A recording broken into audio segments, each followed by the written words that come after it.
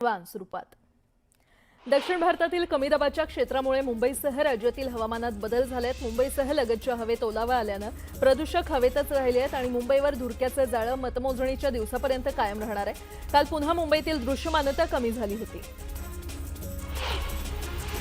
चांदीच्या भावात पुन्हा एकदा वाढ झाली। चांदीच्या दरात 6,000 रुपयांची वाढ होऊन तिचा दर प्रति किलो 2,71,000वर जाऊन पोहोचलाय। हा आतापर्यंतचा चांदीचा सर्वोच्च स्तर आहे। चांदीपाठोपाठ सोन्यानंही आपली घोडदौड कायम राखत 1,45,000 रुपये प्रति 10 ग्रॅम या नव्या ऐतिहासिक विक्रमाला गवसणी घातली आहे। मुंबई शहर आणि उपनगरातील मतदान यंत्र, इतर साहित्य तसंच निवडणुकीच्या कामावरील कर्मचाऱ्यांची ने-आण करण्यासाठी 2,284 वाहनांचा वापर केला जाणार आहे। त्यात बेस्टच्या 1,023, एसटीच्या 101 बस आणि 1,160 खासगी वाहनांचा समावेश आहे। बेस्टच्या ताफ्यात आधीच बसची संख्या कमी असल्यानं 13 ते 15 जानेवारी दरम्यान प्रवासी सेवेवर गंभीर परिणाम होण्याची शक्यता आहे। मुंबई पालिकेच्या सीबीएसई, आयसीएसई, केम्ब्रिज आणि आंतरराष्ट्रीय शिक्षण मंडळांच्या एकूण 22 शाळांमध्ये वर्ष 2026 साठी ऑनलाईन प्रवेश प्रक्रियेला चांगला प्रतिसाद मिळतोय। आतापर्यंत 2,811 पालकांनी अर्ज नोंदणी केल्यात। ऑनलाईन अर्ज भरण्याची अंतिम मुदत 20 जानेवारी आहे। महापालिकेच्या सीबीएसई, आयसीएसई आणि केम्ब्रिज शिक्षण मंडळाच्या शाळांमध्ये प्रत्येक वर्गासाठी 40 विद्यार्थ्यांची पटसंख्या निश्चित करण्यात आली आहे। एसटी महामंडळाच्या सर्व बस स्थानकांमध्ये, बस स्थानक परिसरात पाण्याची ठिकाणं तसंच प्रशासकीय इमारतींमध्ये आता दर 15 दिवसांनी सखोल स्वच्छता मोहीम राबवण्यात येणार आहे। प्रवाशांना अधिक स्वच्छ, सुरक्षित आणि आरोग्यदायी सुविधा उपलब्ध करून देण्यासाठी हा महत्त्वाचा निर्णय घेण्यात आल्याची माहिती महामंडळाच्या अधिकाऱ्यांनी दिली आहे। संपूर्ण कोकण रेल्वेवर व्यापक आणि सातत्यपूर्ण तिकीट तपासणी मोहीम राबवण्यात येते। या मोहिमेत एका वर्षात 3,68,000 विना तिकीट प्रवाशांना पकडून त्यांच्याकडून 20,27,00,000चा दंड वसूल करण्यात आलाय। मध्य रेल्वेवर दररोज लाखोंच्या संख्येनं प्रवासी लोकलमधून प्रवास करतात। मध्य रेल्वेवरील रेल्वे गाड्यांमधून एप्रिल ते डिसेंबर 2025 या कालावधीत सुमारे 122 कोटी प्रवाशांनी प्रवास केलेला आहे। याद्वारे मध्य रेल्वेला 5,881 कोटी रुपये महसूल मिळालाय। तर गेल्या वर्षी याच कालावधीमध्ये 120 कोटी प्रवाशांनी प्रवास केला होता।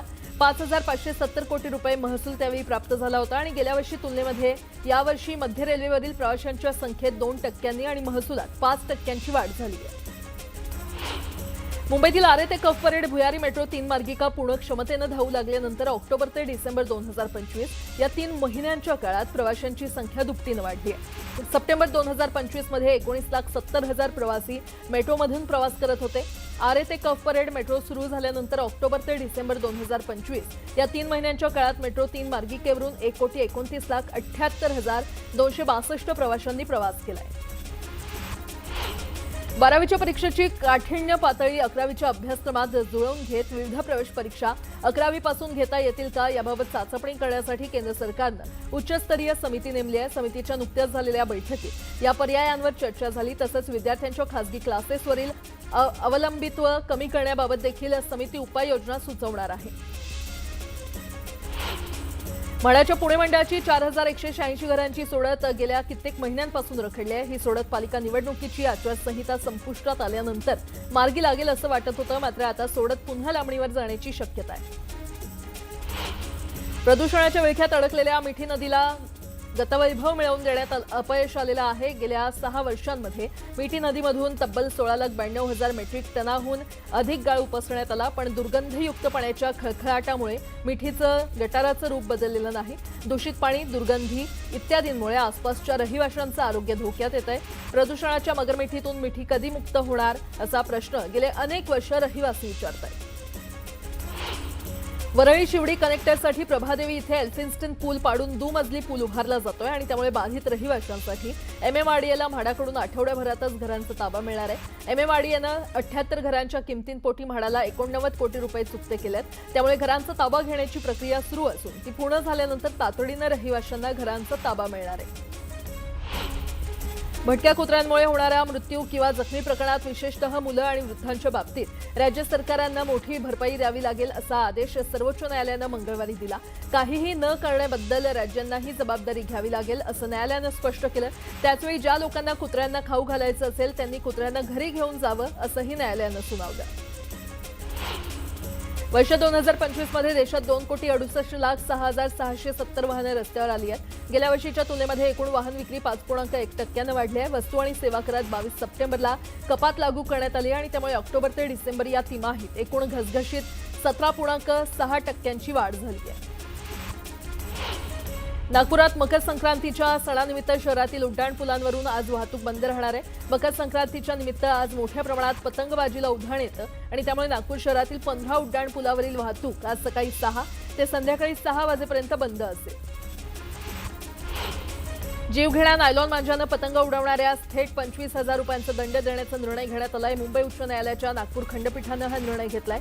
तर नायलॉन मांजा विक्री करताना आढळल्यास 2.50 लाखांचा दंड आकारण्यात येणार आहे. सोलापूर जिल्ह्यातील मंगळवेढा तालुक्यातील अनेक रस्त्यांची कामं अर्धवट सुरू आहेत. तसंच रस्त्यांच्या कामावर पाणी मारलं जात नसल्यानं नागरिकांना धुळीचा देखील नाहक त्रास सहन करावा लागतोय. याबाबत वारंवार मागणी करून देखील सार्वजनिक बांधकाम विभागाकडून ठोस पावलं उचलली जात नाहीयेत आणि त्यामुळे शिवसेना शिंदे गट आणि शेतकरी सेनेकडून सार्वजनिक बांधकाम विभागाचे अधिकाऱ्यांच्या खुर्चीला दुग्धाभिषेक घालण्यात आला. आता एक मोठी बातमी. 1995 मध्ये सत्तेत असलेल्या तत्कालीन शिवसेना भाजप सरकारनं पार्टी फंडासाठी पुरंदर उपसा योजनेचं बजेट 100 कोटींनी वाढवल्याचा दावा अजित पवार यांनी केला होता. दरम्यान या आरोपावर राष्ट्रवादीचे नेते एकनाथ खडसेंनी प्रश्न उपस्थित केलेत. अजित पवारांनी 25 वर्ष ही माहिती का दडपून ठेवली असा सवाल खडसेंनी केलाय.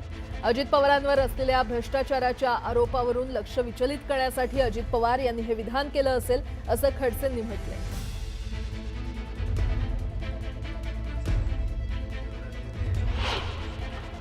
अजितदादांना 25 वर्षानंतर आता याची आठवण झाली.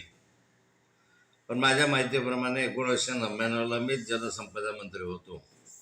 त्या कालखंडामध्ये अशा स्वरूपाचा कुठला निर्णय झाला असावा की पार्टी फंडसाठी एस्टिमेट वाढवून घ्यावं किंवा पार्टी फंडसाठी टेंडर द्यावं असं मला तरी असं आठवत नाही आहे. आणि असं होऊच शकत नाही. कारण त्या एखाद्या 100 कोटी जर वाढवायचे असतील तर त्याचे जे एस्टिमेट कॉस्ट जे आहे आधी ते 1000 कोटी, 1200 कोटी, 500 कोटी असे असायला हवे. त्याच्यानंतर 100 कोटी वाढतील. 25 वर्ष अजितदादांनी ही माहिती का दडवली? 25 वर्ष तुम्ही भ्रष्टाचाराला संरक्षण दिलं.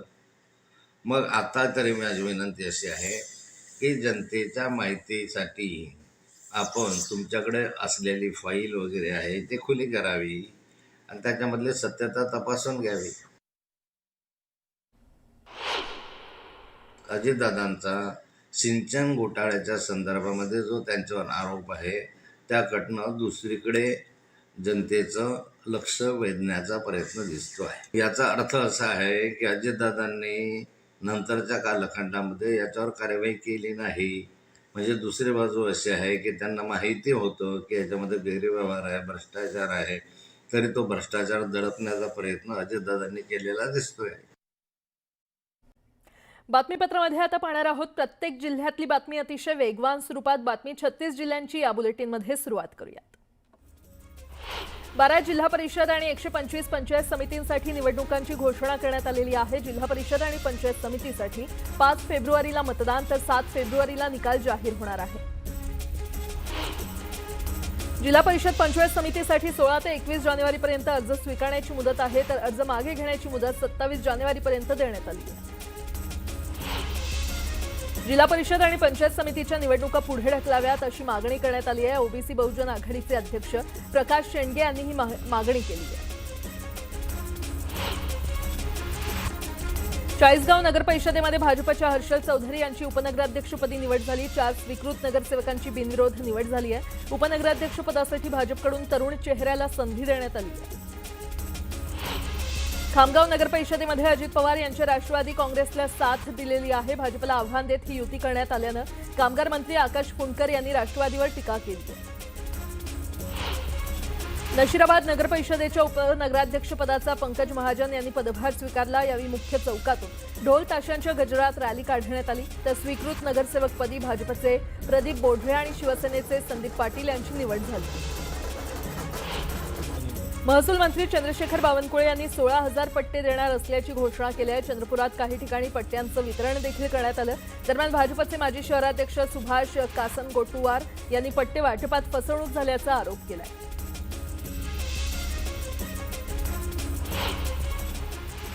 आता एक मोठी बातमी. उपमुख्यमंत्री अजित पवार आणि भाजप आमदार महेश लांडगेंमधील राजकीय वार हे शिगेला पोहोचलेले आहे. अजित पवारांनी पुन्हा एकदा महेश लांडगेंवर निशाणा साधलाय.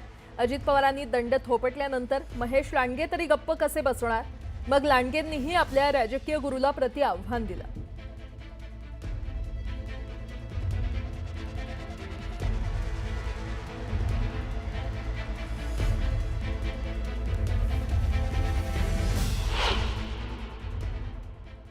मी माझं काम चोख बजावलेलं आहे.